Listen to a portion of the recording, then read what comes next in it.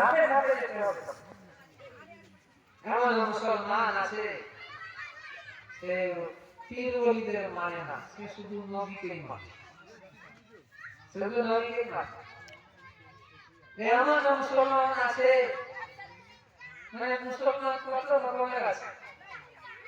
এমন একটা সিলসিলা আছে, একটা মুসলমান আছে যে তারা সাহাবীও মানে না, ওলি আল্লাহও মানে না, তারা নবীও মানে না। দর্শনী করো আল্লাহ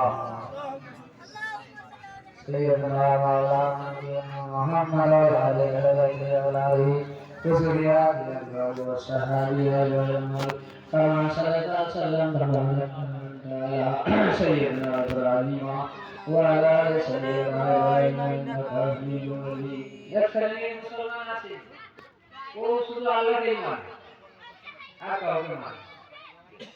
ওই জন্য বলছে কলমা পড়ো লা ইলাহা ইল্লাল্লাহ মুহাম্মাদুর রাসূলুল্লাহ বলো, তার মানে সে নবীকে মানে, শুধু আল্লাহকে মানে।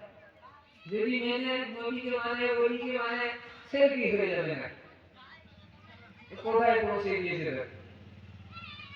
এই চিন্তাধারা এটা ইবলিসের ছিল। আল্লাহ বলছে আদমকে সিজদা করো, সে বলে আমি কাউকে মানি না, শুধু আল্লাহকে মানি। ইবলিস তো আল্লাহর সাথে বিয়াদবি করেনি, আল্লাহকে অমান্য করেছে, আল্লাহকে 6 লক্ষ বছর সিজদা দিয়েছে, আজও পর্যন্ত আল্লাহকে অমান্য করেনি। সে নবী মানবে না, ওলি মানবে না, গস কুতুব মানবে না। জামানে এইটাই একদল আছে, সে আল্লাহই মানবে, নবী মানবে। আবার এমন আছে আল্লাহ রাসূল মানবে, পীর ওলি কামেল ওলি আল্লাহ মানবে। এগুলা তো ভাই দিকে যাচ্ছে লাইন। হ্যাঁ, বহুত পীর আছে, ভণ্ড আছে, মানুষকে ধোকা দেয়, মাঝারে সেজদা করায়, ফুল সিন্নি চড়ায়, আছে তো, ওকে আমরা মানবো না। কিন্তু আল্লাহ কোরআনে বর্ণিত কামেল ওলি আল্লাহ খুঁজতে বলছে, যার জিন্দেগির প্রতিটা মুহূর্ত আল্লাহর জন্য কুরবানি করে দিয়েছে। সুবহানাল্লাহ, প্রতিটা মুহূর্ত কুরবানি করে দিয়েছে।